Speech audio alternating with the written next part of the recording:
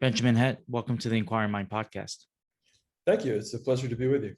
Yeah, it's a pleasure to have you on the show. Um, as you know, when I first contacted you, I tried to take your class in college and Right. Yeah. didn't get a chance to because of some bureaucratic stuff. And the next best thing is to obviously get to talk to you on my podcast. So thank, thank you for coming on. Well, Uh, thanks. We'll make up for last time, I guess. yeah, I expect an exam after this podcast. Of course. Before we get into your two books that I have, well, you have a lot more books, but your two most recent books, one right here, The Death of Democracy, and your most recent, The Nazi Menace. Can you tell the audience a little bit about yourself? Give a brief introduction. Sure. Okay. Let me see. So I was born in Rochester, New York. My mom's from New York City, but she married a Canadian who whisked her away to Western Canada weeks after I was born. So I grew up in Edmonton, Alberta in Western Canada.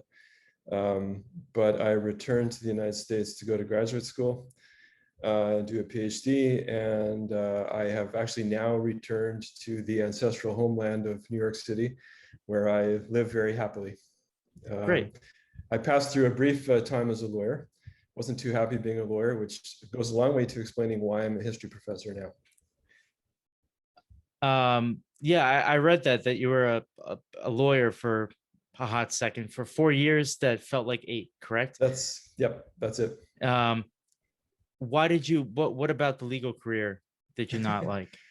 Well, I would say that there were 3 things I didn't like, any 2 of which I think would have been fine, but all 3 together were not. The first is that being a lawyer, at least the kind of work I was doing, it was like corporate litigation, is very, very time consuming. If you do that, that's kind of all you do.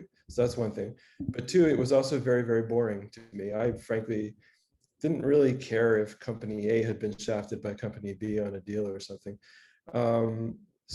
But C, also very stressful for all kinds of reasons. You're under a lot of pressure from a lot of different directions when you're a lawyer, especially I think a young lawyer.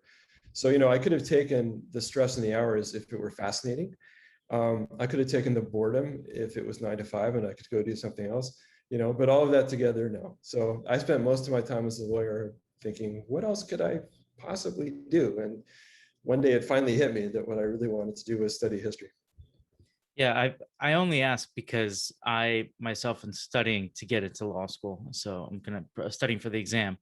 And every time I talk to a lawyer, I ask, well, why should I be a lawyer? And universally, the answer is no, which makes me oddly dig down deeper and make me want to be a lawyer more. I mean, you know what? I don't discourage anybody. This may sound weird, but when students ask me about it, for instance, I never discourage anybody from going to law school. It's actually a very good education to get. And it's an education you can do a lot with. I mean, if you're like most of us, frankly, and you hate being a lawyer, you can do a lot of other things with it. It gives you a kind of basic grounding and a set of skills, that you can use in all kinds of ways. So it's a good thing to do. Yeah. And obviously, the legal career didn't pan out for the reasons you just stated, and you went on to history. But do you remember when you first fell in love with history? Was there something in particular? Was there a teacher? I think probably the answer to that is I was probably when I was about 5. My parents were in a way both history teachers. My dad was a history professor, and my parents met when they were both studying history in graduate school. So I sort of grew up with it. And I can remember being a very little kid. We went on a family vacation to Britain, and we went to see, well, the things you see in Britain, like all those kind of history related tourist sites. What I really remember having an impact on me was going to see an old ship called the HMS Victory, which was the flagship of Admiral Horatio Nelson at the famous Battle of Trafalgar and 1805. And Nelson was shot and killed in the course of the battle. And to me, at the age of 5, this all seemed sort of incredibly cool and incredibly romantic and incredibly fascinating. And I kind of developed a fixation on Nelson and on that battle. And it kind of went from there. I think, whether it's genes or environment, I think I had it both ways in terms of history. So I think from a very little kid, I had it. When I was, a little bit older in elementary school, I was just an unbelievable geek. In fifth grade, I was reading Churchill's memoirs from World War II. Like, that's the kind of kid I was. So, looking back, I think, what else could I possibly have been, really? I mean, this is the thing. Uh, and when you acquired your degree, were you excited about becoming a teacher, a Yeah, professor? Yeah. yeah. And I what has that experience as being a professor taught you, and what do you enjoy most about it? Oh, that's a great question. You know what? I think when you're a professor, if you really are sort of paying attention, your students teach you at least as much as you teach them, and quite possibly more. I absolutely love the students I work with.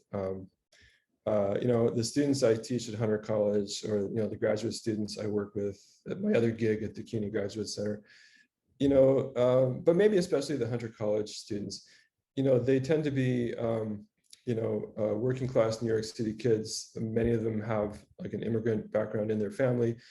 They tend to be, as the saying goes, poor, smart, and hungry. They, I'm just constantly amazed at the idealism and the ambition and the brains of so many of the students that I have the privilege to teach. And one of the things I love about my job is I sort of get to soak that up. I mean, they really do teach me all kinds of things about life and where they come from and what they experience. And sometimes I'm able to help them in some ways because there are paths forward that I'm familiar with that I can sort of be a mentor to them on, and it's deeply satisfying. Yeah. And is there something somebody in particular, or maybe a few students, what has been can you provide some examples of what some students have taught you that maybe you otherwise wouldn't have thought of? Um, you know, there are probably a lot of answers to that question. I think a lot of it is, because so many of the students have a background that's so different from mine. I feel I've gotten a lot of insight into what it's like to come from another country and come to New York City, and maybe at the beginning not speak English, or maybe your parents don't speak English, and the way the young people have to navigate that environment. I guess the other thing I would say is sometimes I am truly humbled, and I don't mean in the BS way that politicians sometimes say that, when what they really mean is they're thrilled. I mean truly humbled at the courage that some of my students have. I remember about 10 years ago, I had a young woman in a couple of my classes who, in the course of literally a few weeks, her older sister, who had young children, was diagnosed with a brain tumor and then died. And then her father suddenly died of a heart attack, literally in a few weeks. And I said to her, look, this is an incredible bad run of stuff happening to you. If you need to have some kind of arrangements, we can work out whatever we need to do in terms of finishing the class. And she was absolutely determined. She said, nope, I want to just go forward. I want to get the work done. I want to do the class. I want to get the grade. And she did. And she got an A, and she took a class from me the following semester and got an A again. And I thought, that mixture of toughness and courage, I don't know if I would have had that when I was, 19, 20. I don't know if I have that now. But anyway, it's incredible to see it. It's inspiring. Oh, okay. So before, let's analyze the two books that I showed before, the Death of Democracy and the Nazi Menace. Can you give a brief introduction as to why you wrote the Death of Democracy, and then an intro as to why you wrote the Nazi Menace? Sure. Okay. So the Death of Democracy, which is about the process by which democracy failed in Germany in the 20s and 30s and Hitler came to power, is a book that I started working on probably pretty much to the day, on the day that Donald Trump was inaugurated as president. This is not a coincidence. When Trump got elected, the previous November, I had been thinking a little bit about comparisons between Germany then, Germany in the 30s, and America in 2016. And I had sort of put together a proposal for some publishers making comparisons. And, people who work in publishing houses are smart people. And virtually every editor looked at it and said, well, Ben clearly knows some stuff about Germany in the 20s and 30s, but maybe not so much about American politics in the 21st century. So it feels kind of uneven and it doesn't work. But then one very smart editor said all of that, but then said, so why don't we just have Ben write a book that's about how the Nazis came to power with the comparisons that are relevant, maybe sort of there between the lines. And I got really excited about that idea. And that then is what ended up being The Death of Democracy. It's a telling of the process of the Nazis coming to power, in which I was keeping my eye on the things that were bothering me, that were worrying me, the things that I think are alarming parallels between Germany then and America now. But it's never explicit. The name Trump doesn't appear in the book. But I think there's plenty there between the lines for those who care to see it. Mm. And so in that book, I think one of the obviously the overarching themes, and I guess part of the interest in the book, is the fact that you could compare it to today's events, or uh, definitely the events of 4 years ago, but in some odd way, it's probably more prescient now than it was before. So I read an article that you read for that you wrote, sorry, for the LA Times, where you said that the real threat of for example, the insurrection in January was not the fact that these people stormed the Capitol. It's what, in your opinion? Yeah, I think you're exactly right. And frankly, I am more worried now than I was in 2017 about where we're going. And yeah, I mean, the point I was making in that article is that January 6th is obviously pretty eye-catching, and it was terrible. But I mean, those people who stormed the Capitol are frankly basically clowns. They might be somewhat dangerous clowns in the sense that they could kill people. They could have killed a lot more people than they did. But clowns like that are not going to overthrow a state. And in that sense, it's very much like Hitler's famous beer hall putsch of 1923, which was similarly a bit clownish and incompetent and was not going to overthrow the state.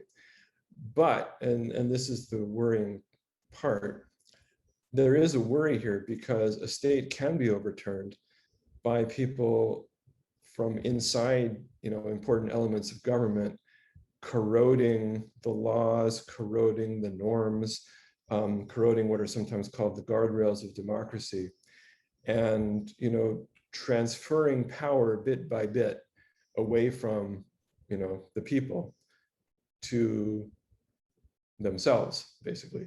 And this is exactly what we're seeing right now. I mean, the Republicans are now engaging in a kind of slow motion, creeping coup d'etat. I'm very, very worried about what's going to happen in the midterm elections in 2022, and very much in the presidential elections of 2024, because it seems the Republican Party has been increasingly taken over by people whose definition of a fair election is one that they win, and their definition of an unfair election is one they don't win. And they're increasingly being blatant about legal steps to overturn or even prevent a free election from happening. And in this sense, it's quite like the process by which Hitler consolidated his power. What Hitler did in his first few months in office is sometimes called, a legal revolution or a legal takeover of power. Its legality is a bit debatable, but it is true that Hitler didn't rely on violence for the most part to consolidate his power and to turn himself into a dictator. He relied on legal instruments and on people accepting those legal instruments. And we have now, I think, a real danger of going through the same process.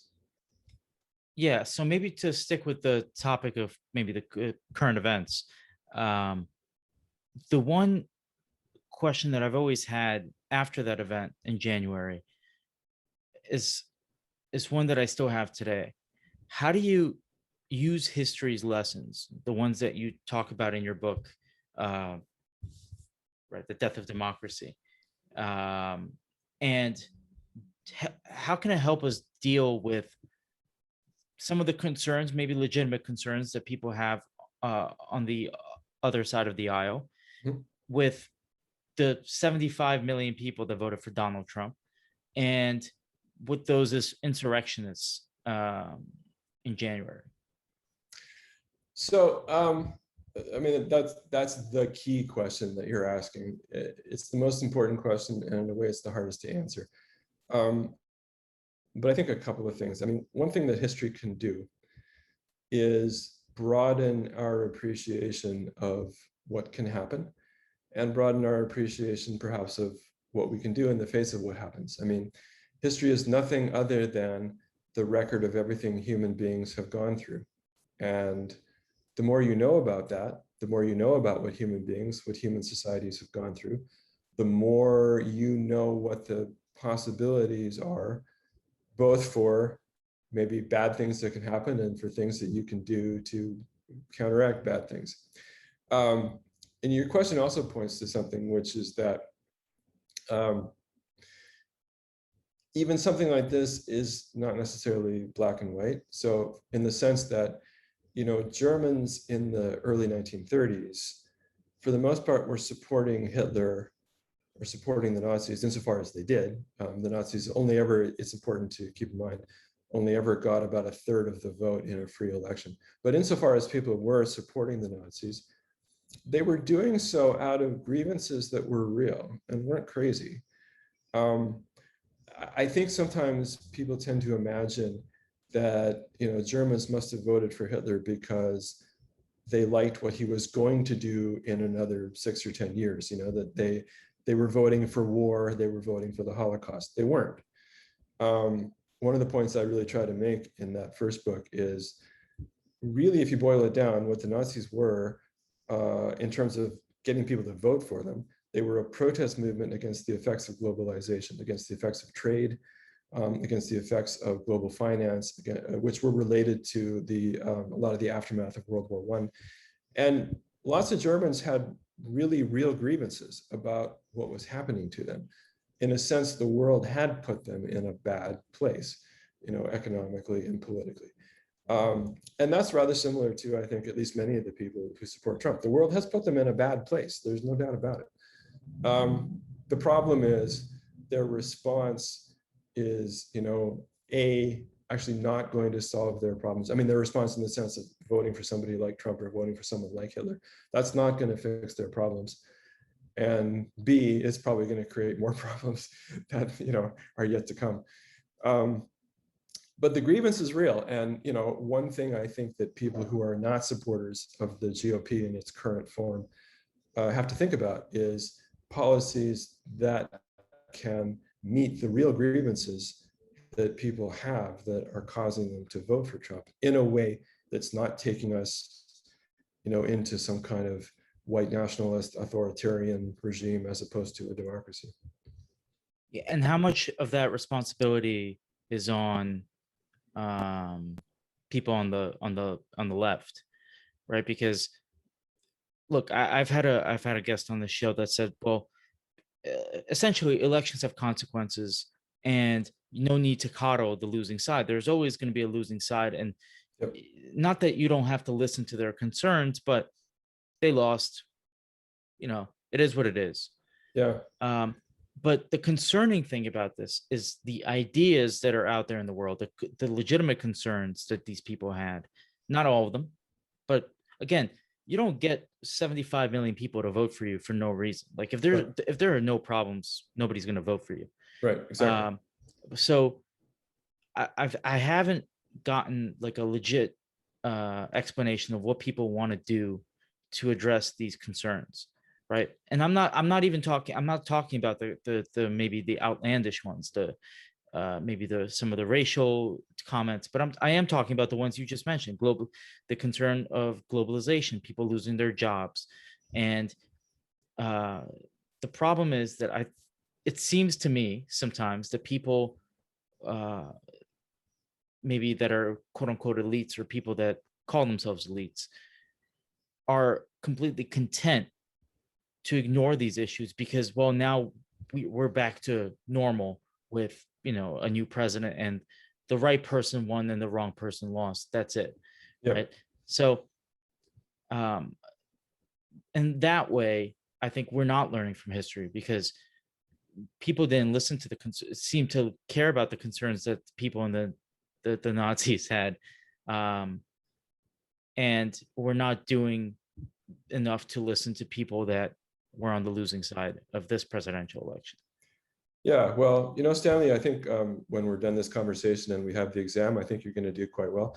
I mean, I agree with the point you're making completely. And as a matter of fact, something else that I wrote recently, I had a piece in Mother Jones magazine in January, speaking right to this point, and to change the historical analogy a bit, to stay with Germany, but to move forward about a decade and a half. I think an example that we would all do well to think about is the example of West Germany after World War II under the leadership of its first chancellor, Konrad Adenauer. And the thing here is, Adenauer was really unsentimental, pragmatic, and cunning about the realities of the situation he was in. Adenauer was himself very much a Democrat, small d Democrat, believer in democracy. But he knew when he came into office as chancellor that he was running a country that had just been through a 12-year dictatorship and still had a lot of people who still in their hearts supported that dictatorship. And so Adenauer's mission was to make a democracy out of this country where most of the people were tainted by Nazism. And the way he did that is, I think, something worth thinking about. And basically, it's a mixture of trying to formulate economic policies which will spread prosperity out. And as he often put it, Adenauer often put it, drawing a line under the past and kind of offering a deal to people who had been Nazis. The deal being, all right, look, we'll forget what you did if you sign on to the democracy now. Like we will not prosecute that many people, even if you were a war criminal. We'll kind of let it go if you agree to work for the democracy now. And all the while, Adenauer was developing, economic policies. He was developing trade networks for West Germany and so on that brought the country into economic networks and ensured that what happened was what Germans still call the economic miracle of the late 40s and 50s, a time of spectacular economic growth, which is always a bit of a sedative, if I could put it that way. I mean, if people are doing fairly well economically, they're, on the whole, they're not going to, rise up in some kind of violent political activism.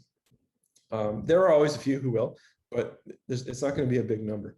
If you have millions of people who are in an economically bleak position, then you're looking at the ingredients that can create widespread, violent, racist, etc., extreme politics. And I think this point has real application to the situation we're in now in terms of trying to sort of forget, frankly, some of the nastier things that happened under Trump and try to build bridges. I think people on the liberal or left side of politics need to think about building bridges to people who are among that 74 million who voted for Trump. Not all of whom, I mean, there are some there who are going to be permanently unreachable. Like basically the folks who were actually breaking down the windows of the Capitol are probably for the most part unreachable. But there have to be millions of others who are not. The simple fact that Biden's approval rating is around 55% or so at the moment indicates that there are lots of people who voted for Trump who are approving of him now. And so, there is a path to reach people a bit. And I think that's the path that needs to be taken. I think so far Biden's doing a pretty good job of that, actually. I think he's playing strategically what I would advise him to do if I were, if he wanted to hear from a historian of Germany about what he should do with the United States, I'd be saying, yeah, you're pretty much doing it, sir. So, I think so far so good, but we'll see where this leads. Yeah, and maybe I'll try to get off the Trump the subject of Trump for a little bit, but do you see the conversation about Trump in this country more about him and the way he spoke, and maybe to a lot of people it was the perception that, look, this guy is going to go and get stuff done and get these deals done. Almost Yeah, something he said before, yeah, right? yeah. And less about the fact that this is the Republican Party, right? And um, do you see that this is more? I think Neil Ferguson said that in the 1900s, the late 19th century, sorry, there were populist leaders similar to Trump. So Mhm. he's less maybe Hitler and more um, like a populist leader that just got people riled up. Yeah, I've always actually made the point very strongly that my argument is not that Trump is Hitler. I Right. mean, those two individuals could hardly be more different, frankly, other than a couple of superficial similarities involving low self-esteem and narcissism, probably would be the main ones. Um, but other than that, I mean, as much as I dislike Trump, and I'll take a backseat to no one in my dislike of that man, but it would be ridiculous to say that he embodies evil on the scale of Hitler. He really does not. Um, Part of the reason for that is, frankly, Trump is, among other things, extraordinarily stupid and extraordinarily incompetent. Whereas Hitler was good at some things and was pretty smart. If he hadn't been pretty smart and good at some things, he wouldn't have gotten where he got, because he didn't start with the advantages that Trump had. Um, Hitler had a cunning, and Hitler had an ability to win people over. Hitler had acting talent, which was quite considerable. Hitler could sort of be a bit of a chameleon. He could be different kinds of people when he needed to be. Trump has none of that. Trump is just Trump. I think he can't help being what he is. He just is what he is. And I think, a lot of people attribute to him a lot of political savvy and cunning in winning. I don't. I think he had dumb luck in the sense that a particular way that he is, with a particular package of grievances, happen to resonate with a lot of people, but it's not calculated on his part. He's just lucky that that's how it goes, because he just is who he is in any context. He can't calculate, he can't think strategically, even in his own interest. He shoots himself in the foot all the time, basically anytime he opens his mouth practically. So they're very, very different people. And I think Trump just kind of basically wants to have fun and ride around on Air Force One and have people tell him he's great. I don't think he certainly doesn't have a vision of a kind of future state he wants to create the way Hitler did. So there are very significant differences. My argument is that at a deeper level, there are structural similarities between Germany then and America now, which are the things that worry me. Right. And maybe one of the similarities that I do see between them, and I agree with you, I don't like the comparison myself, is that when they both got into some kind of power, people thought that they could change them, right? There Yeah, were the talks with Trump, for example, that um, once he feels the weight of the presidency, he's going to change, which is that you can't expect somebody to flip a switch and just change like that so radically overnight. yeah. Um, it humbles a lot of people, but doesn't humble everyone. Well, Um, it's one of those things that works almost all the time. I mean, usually yeah, people do grow into the right, office, even right, people you wouldn't necessarily expect. It does happen. I mean, even Biden, and Biden is someone who has abilities and has been around a long time, but even Biden has changed a lot in office, I think. I mean, the office does things to most people. It's just going back to what I said before.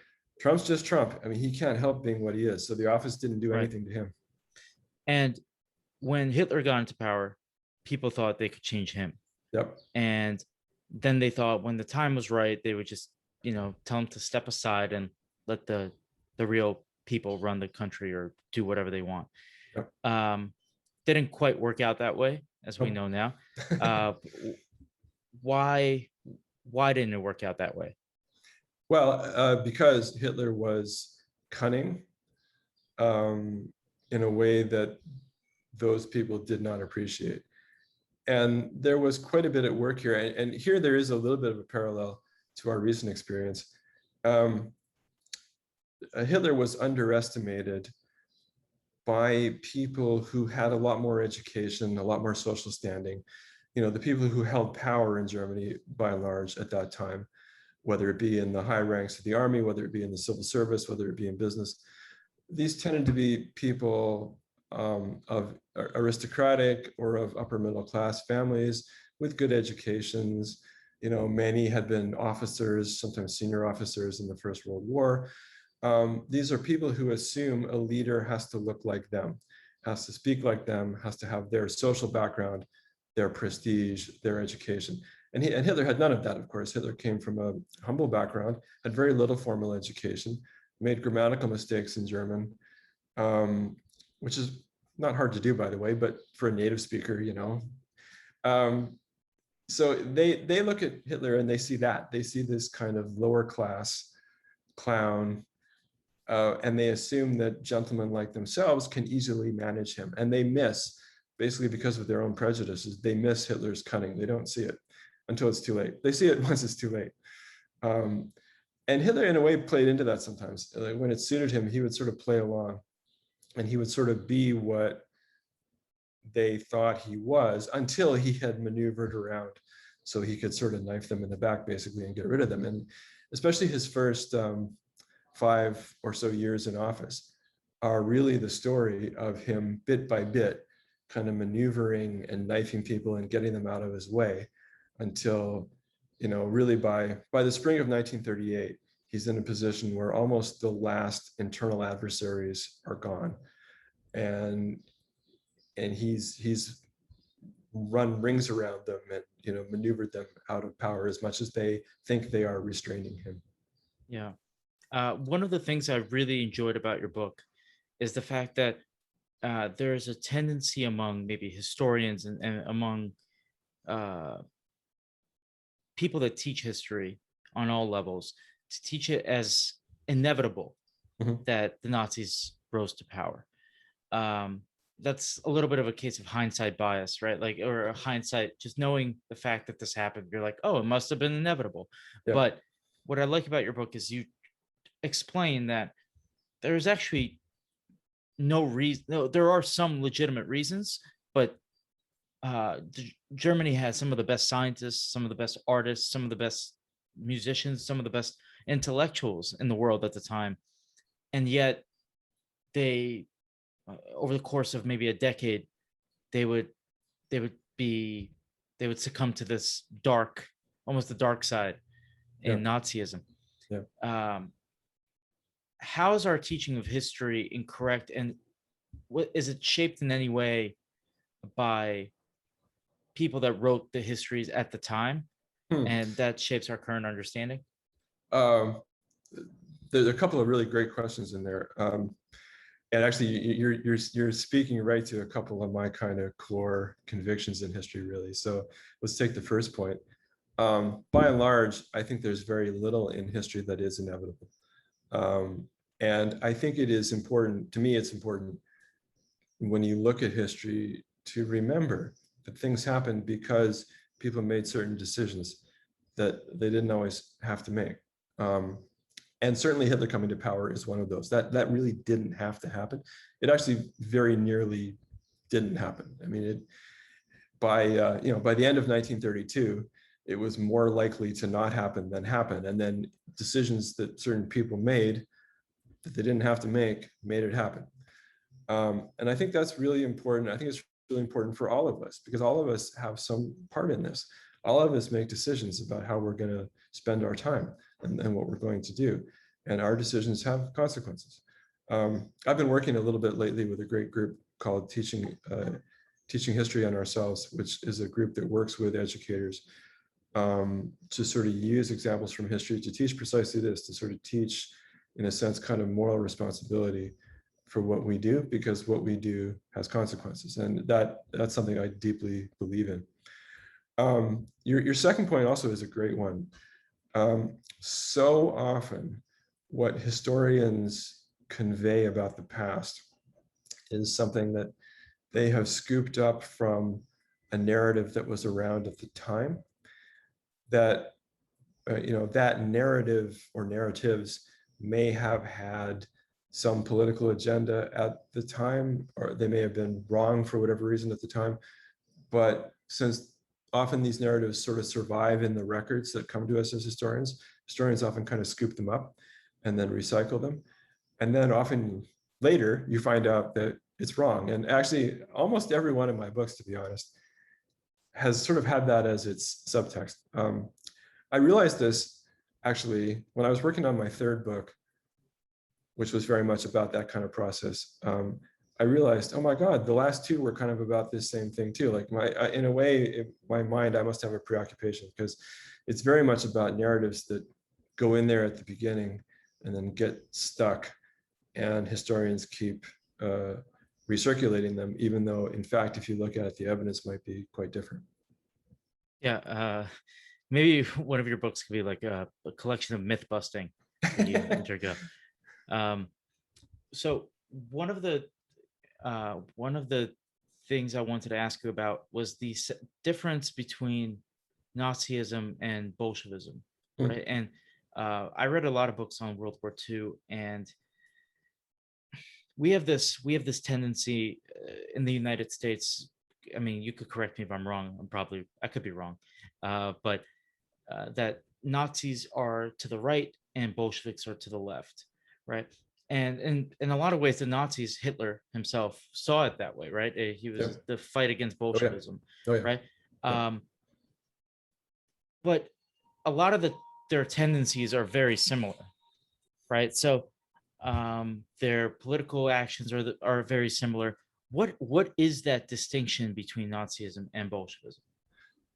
That's another great question, and that's a highly contested zone among historians, and actually to some extent out in our culture. I've noticed in recent years, the American right, like people like Dinesh D'Souza, have really picked up the idea that Nazism is actually on the left, because then they can use that as a brush to tar, AOC, right? You can say, well, AOC is a Nazi, just like Hitler, and it's all on the left, which is about 90% nonsense with a little nugget of truth in there somewhere. So yeah, let's take the Nazis first. So, Hitler's party, we sometimes forget this, but the full name of his party was the National Socialist German Workers' Party. So if you took the national off that, if you had something called the Socialist German Workers' Party, you would have to assume this is a party of the left, probably the Marxist left. You add the national on there and it gets complicated, because in traditional political theory, nationalism and socialism are supposed to be opposite and irreconcilable.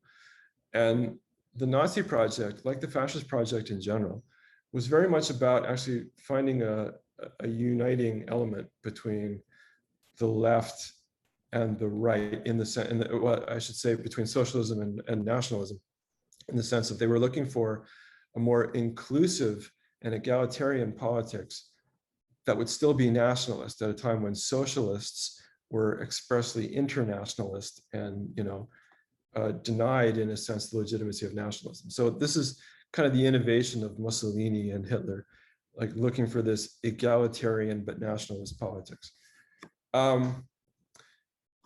Where does that sit right and left? I mean, the answer to that is it's a moving target. If you look at both Mussolini's fascism and Hitler's Nazism in their earlier years, you can see more elements that are quite identifiably left. But the thing is, as they got power and as they consolidated power, the process really was to exclude the left elements and focus on the right elements. So, for Hitler, the classic example of this is how he got along with his brown shirts, the stormtroopers, which were actually, this sounds weird, but the stormtroopers were sort of the hotbed of what we call left-wing Nazism, more kind of egalitarian, anti-elite, anti-capitalist Nazism. If it lived anywhere, it lived in the stormtroopers, weirdly enough. And when the Nazis come to power, Hitler basically crushes them. And when he does that, he's kind of crushing the left element in Nazi ideology. And then if you look at, again, in practice, if you look at what the Nazis did, who did Hitler persecute? Well, right off the bat, he wasn't really persecuting Jews much in the early phase. Who he was really going after was communists and social democrats. If you want to know who's in a concentration camp in the first few years the Nazis are in power, the answer is communists and social democrats, basically. He's going after the left. So Nazism becomes much more clearly and unambiguously a movement and a regime of the right. Now, Bolshevism, it almost, I think, has the opposite trajectory, because, Russian Bolshevism clearly starts as a movement of the left, no question about that. In power, especially under Stalin, in some ways, it starts to move to a much more nationalist model. And the historian who I think has really made this point effectively is Timothy Snyder, especially in his book Bloodlands. He's got a line in there which I've quoted too in my stuff, where it's at one point during the terror in the late 30s when Stalin's secret police is rounding up people from various ethnic groups and basically slaughtering them, especially ethnic Poles who are Soviet citizens.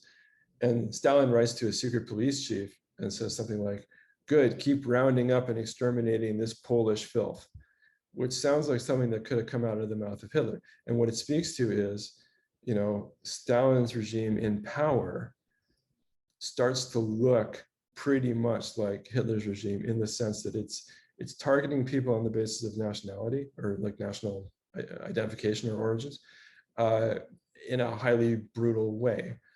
So, I think for both regimes, in some ways, the ideological roots become less important as they become dictatorships, and as dictatorships, they sort of do dictatorship things, unrestrainedly violent for the most part, dictatorship things. Yeah. I haven't read Dinesh D'Souza's books. I've heard him speak on YouTube just out of curiosity. Is one of the arguments he gives for the similarities the economic similarities, because both did not like private business, and they wanted to keep a tight grip on private business. Is that the 10% overlap that?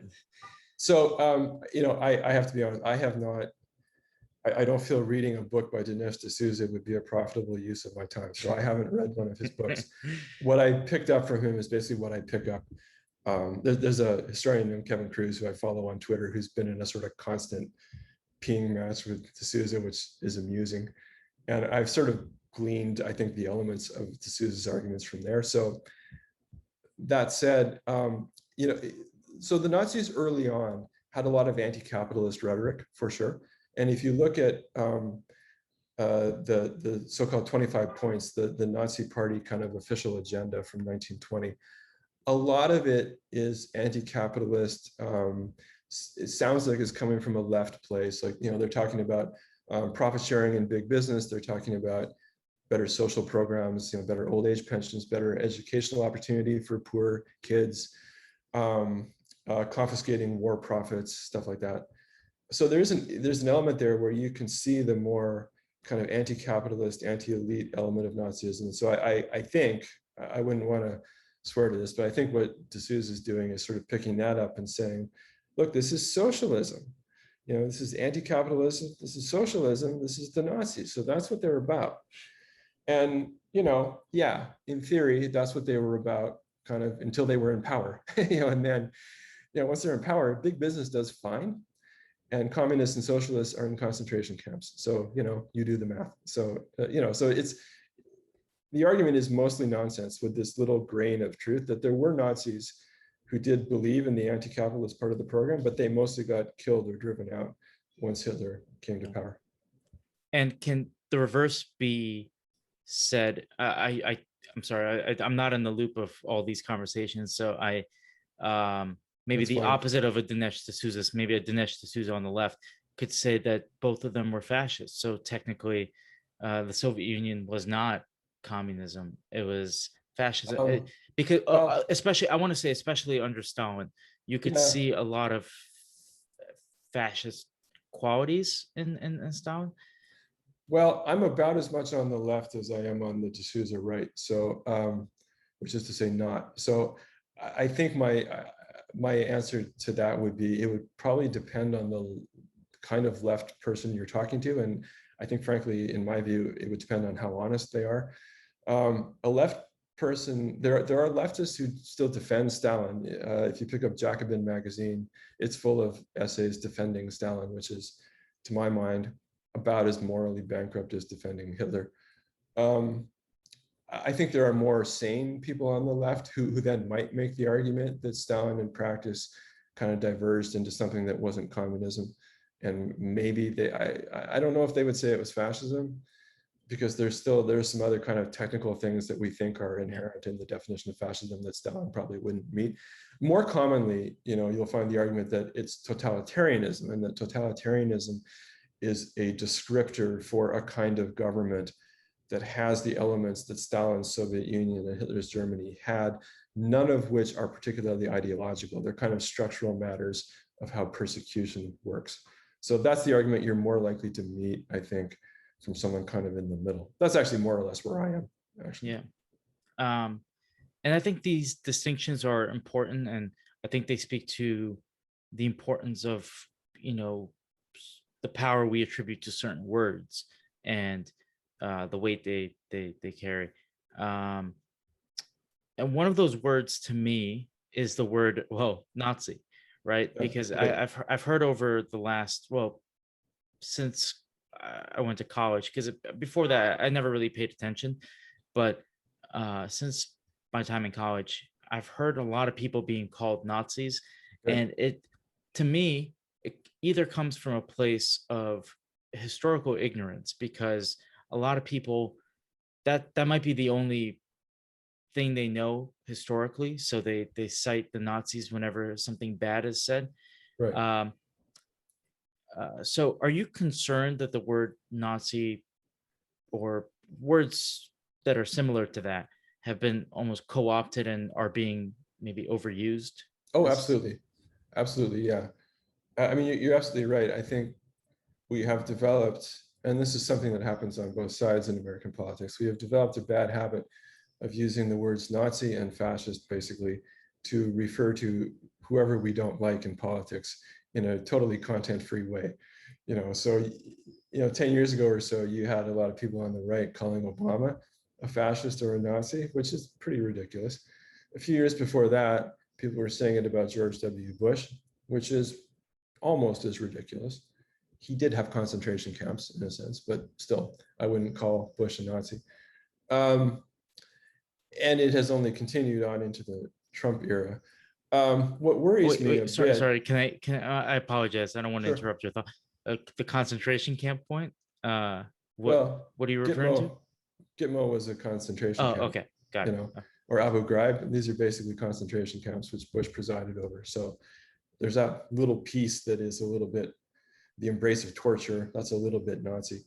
But in a systematic sense, George W. Bush was certainly not a Nazi or a fascist, nor was Obama. Probably, I would say, nor was or is Trump, if only because I just don't think he knows enough to be one. He just, again, he is who he is.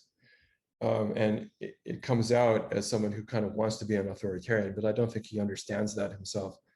What does worry me a little bit is that the Republican Party now, weirdly post-Trump, is moving towards something that is at least authoritarian and anti-democratic, if not necessarily fascist. But it's moving as a unit to something that is worrying. And it's along a line that's leading maybe to something that you could fairly call fascism, even if it's maybe not quite there yet. Yeah, that last statement actually leads me perfectly to my next question, which is that what you find most concerning in the world today, or are there multiple things that you find most concerning? I'm afraid there are many things I find concerning. Climate change is pretty concerning.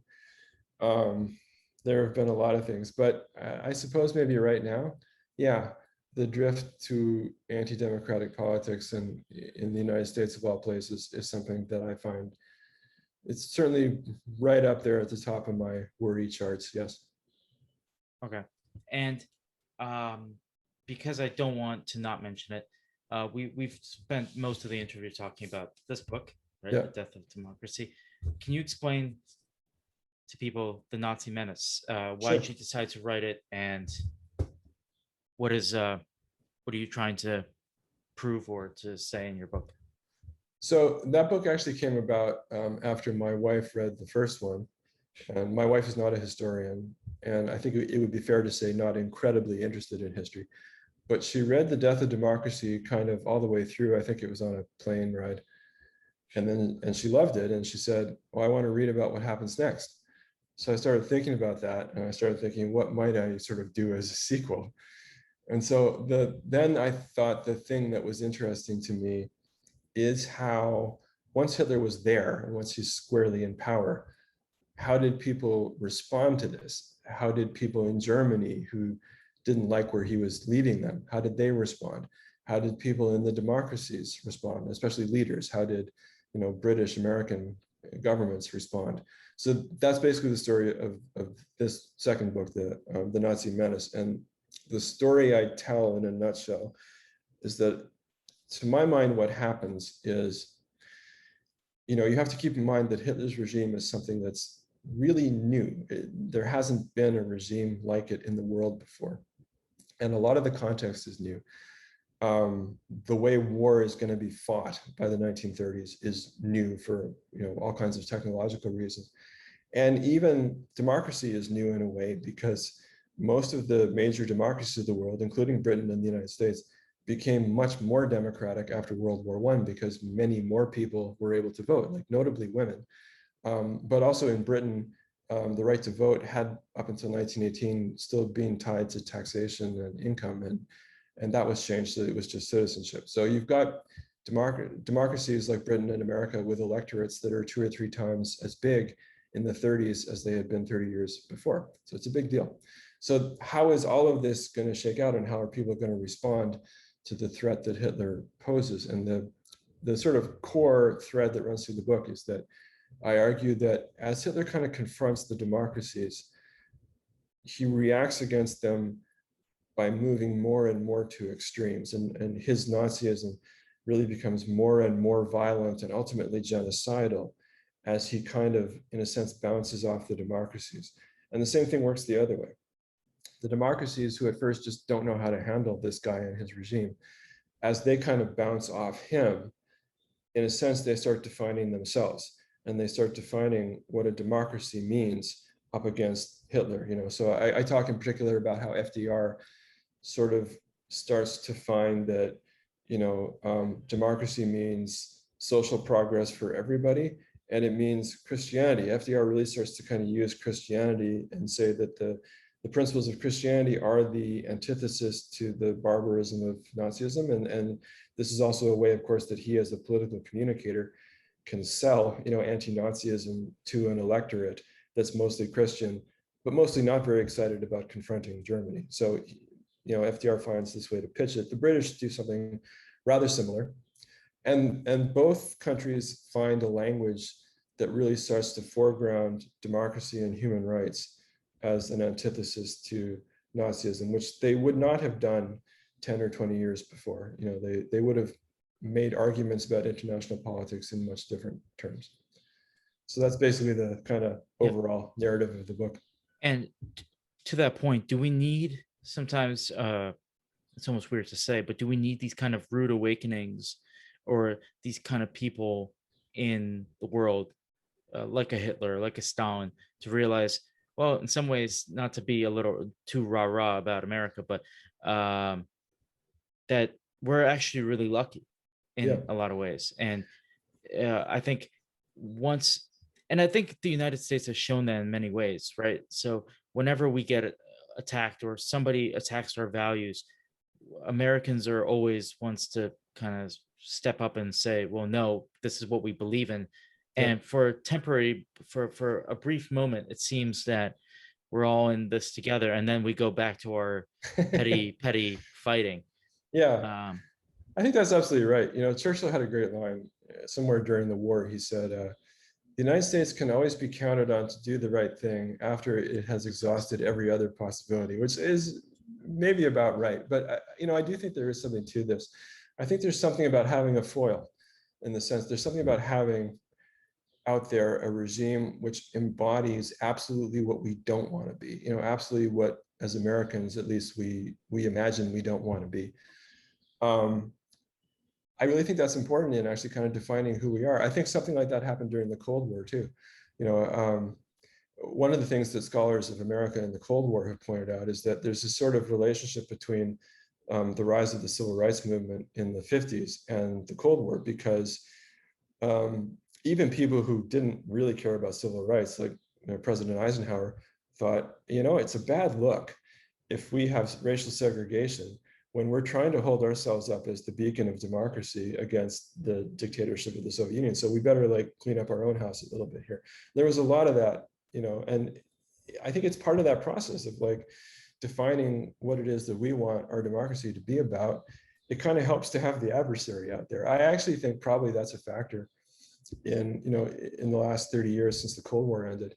I think that probably has a bit to do with why we're seeing nationalist political movements in democracies here, also in Britain, in Germany, elsewhere, because we don't have that foil in quite the same way since the Cold War has been over that we can define ourselves against. Yeah, I think after the end of the Cold War and after the Soviet Union fell, we had this, to quote Francis Fukuyama, almost a end of history mentality, where right. That's it. The bad guys are done. Our job here is done. We're gonna go on to figure out our own problems or whatever was the mindset. And you look out into the world now, and there are definitely clear cut. I don't like the language, but I would call them adversaries, or I don't want to call them enemies, but people that we don't want to emulate, or countries we don't want to emulate, and that's maybe Russia, Turkey, China. Maybe there are a few others I'm gonna miss, but those are the three big ones. Why is that not having the same effect that obviously I'm not even going to mention the Hitler part, but the effect that the Cold War had? Because if we all of a sudden declare tomorrow that we're in a Cold War, and in some ways we kind of are with China, people are not going to all of a sudden hate communists, right? Because that's not what we associate the Chinese with, especially now when they're really not. Now. Right. As I was saying my last thing there, I was afraid you were going to ask me this question, and I mean that's a very good question, to which I'm not sure I know the answer, except that maybe I think those countries haven't taken shape yet as adversaries in the way that Hitler's Germany or the Soviet Union did. And they're certainly out there. They certainly seem, I hope to most of us, to be antithetical to our principles. I mean, the slight complication there is the odd relationship between the Trump Republicans and Russia in recent years. I came across a picture a while back that I put on my Twitter feed of a couple guys at a Trump rally wearing t-shirts that says something like, "I'd rather be Russian than a Democrat," which, if you can imagine someone doing that during the Cold War and what the reaction of conservative Republicans would have been. I mean, my God, look how far we've come. So there isn't a consensus in America right now, as there isn't a consensus on most things, but I think there isn't a consensus on who the adversary is, certainly not with respect to Russia, which is highly deserving of being an adversary of ours, in my view. So is China, so is Turkey. But I don't think any of those countries right now are looming on our radar screen, if you will, the way that the Nazis did, the way the Kaiser's Germany did, the way the Soviet Union did. If they do in time, then maybe the silver lining in the cloud will be that we will redefine our democracy a little bit. I don't know. Yeah. So I like to finish up all my podcasts with the following two questions. I'll put them into one in the interest of time, and then you can answer in whatever order you prefer. Okay. The first question is, what gives you hope for the future, if anything gives you hope for the future? I always like to mention that I did have a guest in the past who had no hope for the future.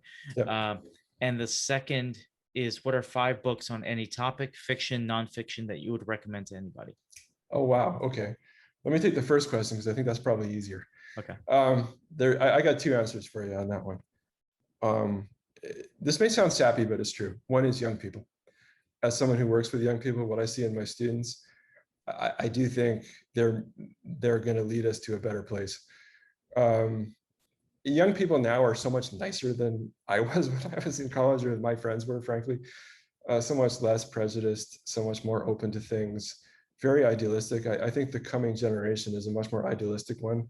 My generation, I was young in the 80s, we were pretty jaded. young people don't seem jaded to me now. So that's one thing. And two, I was actually just reading something about this today. And despite everything I've said, I'm still optimistic about the United States. And one reason is we are unquenchably individuals. And I think at the end of the day, I don't believe an authoritarian politics of any kind is going to succeed in the United States because Americans just won't buy it. We are probably the least likely people in the world to accept an authoritarian government because, and there is research that shows this, we are clearly the most individualistic. And even like some of the people who support Trump, if it came to a government telling them what to do, it would be, F you, Jack, I'm doing my thing. Like, get out of my face, you know? And in a way, I think there's hope in that. Okay, your question about books. Oh my God, I got to pick 5. Yikes. No, you could do more if you'd like, or less, whatever. We'll be here all day. Let me see what I can do. So I used to read, I used to read before I became a grad student in history. I used to read really widely on all kinds of things. And since I sort of devoted my life to history, I basically just kind of read history. But let me kind of go back to my earlier life. One of the most powerful, moving novels I've ever read, which I would recommend to anybody, is a book by a Canadian novelist named Timothy Finley called Not Wanted on the Voyage. And it's a retelling of the story of Noah's Ark, but from the standpoint of Mrs. Noah and her cat, who are very humane and decent. I was going to say people, obviously the cat's not a person, but and in this telling, Noah and Yahweh are sort of bad guys, like authoritarian, patriarchal kind of dictators. And it's a kind of reversing in some ways of the story. It would take too long to tell all of it, but it's a moving, heartbreaking, but also in a way uplifting book. Okay. For history stuff, okay, the book actually that kind of, in a way, made me want to be a history professor is it's a book written a while ago, 40 odd years ago, I guess, by a guy named Paul Fussell, who was actually a literary, like an English professor at Penn. But he wrote an absolutely brilliant book called The Great War and Modern Memory, in which he talked about World War I, especially the experience of British soldiers in World War I who wrote about their experiences, whether it was in memoirs or poetry. And Fussell writes about how these guys, the way they saw the war, and they saw the war very much in terms of what they had already read. They kind of saw the war in terms of English romantic poetry with larks and nightingales flying around and poppies everywhere. And they saw that stuff and they wrote about it because they knew that from the English romantic poetry tradition. But then in writing about the war, they transformed kind of our understanding of ourselves. And, to put this in terms we would use today, Fussell says it's kind of the birth of irony, because these guys saw the war as this incredible, ironic, screw up. And there's a certain kind of ironic skepticism of authority and of traditional values, which is rooted out of that experience. Again, it's an incredible, brilliant kind of path-breaking book. A history book that has had a huge effect on me, which I keep going back to, is a book by a historian named Tony Judd, who died a few years ago. He had Lou Gehrig's disease. He died too young. I think he was in his 60s. It's a tragic thing. He was an absolutely brilliant historian. He wrote a book published in 2005 called Post-War, which is a history of Europe since 1945. And the sweep and the analysis of what he does, the way he ties things together, everything from, how politics in Europe reacts to fascism, to, what the new kind of refrigerator says about society. I mean, there's just so much that he deals with at a level of analysis that's just so brilliant that I find it really a compelling example of what a really great history book can be. Okay, that's 3. I guess I better say, I better have something on here about Nazis, given what I do. Oh, yes. Okay. I'm not sure how many people in your audience this would be accessible for, but there is an incredible memoir published in the 70s by a guy named Max Fürst. What's the point of this? Well, Max Fürst was friends with a man named Hans Litten, whom I wrote a book about. Hans Litten was a young lawyer who dedicated his practice to trying to stop Hitler in the late 20s and early 30s, and ended up paying the price for that in Hitler's concentration camps. Max First was his best friend. And years after all of this, Max First, in the 70s, when Max was an old man, he wrote memoirs about his life growing up in Germany. He was a Jewish socialist living in early 20th century Germany. And the book is beautifully written. It's incredibly heartbreaking for all the things that, all the tragedies that Max First lived through. But it's also, despite everything he went through, in old age, he was still a cheerful and optimistic guy. And the book also has that spirit too. So it's an incredible book. It is available in an English translation that's really bad.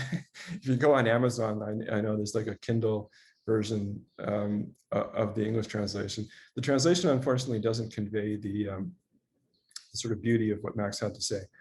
But in German, the book is called Gefilte Fish and What Happened Next. I can't remember what the English title is, but it's probably roughly the same in English. The gefilte fish is in there anyway. Max First, that's F-U-R-S-T, U with an umlaut. Okay, that's 4, right? I got one more. My goodness. Oh yes, okay. Let's stay with Nazis for number 5. So probably a lot of people have heard of Victor Klemperer, who became quite well known in the 90s when his diaries from the World War II era were published. Victor Klemperer was actually a professor of French literature at the university in Dresden when the Nazis came to power. He was religiously not Jewish, but he had been born into a Jewish family. He married a Protestant woman and he converted. But the Nazis didn't care about that. The Nazis persecuted him for being Jewish, but because he was married to a non-Jewish woman, that could be your kind of ticket to safety if you were a German Jew in that era. And so he survived the war. He was always in danger, but he survived. And he kept these diaries for which he's become famous. But what I actually think is, in a way, a more interesting read than the diaries is a book that he wrote that he kind of took out of stuff he'd put in his diaries. The book is called LTI, which is short for a Latin term that he would use to sort of obscure his meaning in case the cops found his diary. LTI stands for Lingua Tertii Imperi, or Language of the Third Reich. And what it's really about is Klemperer picking apart the way the Nazis used language and the way they did their propaganda. And because he was a literary professor, he was very sensitive to the language.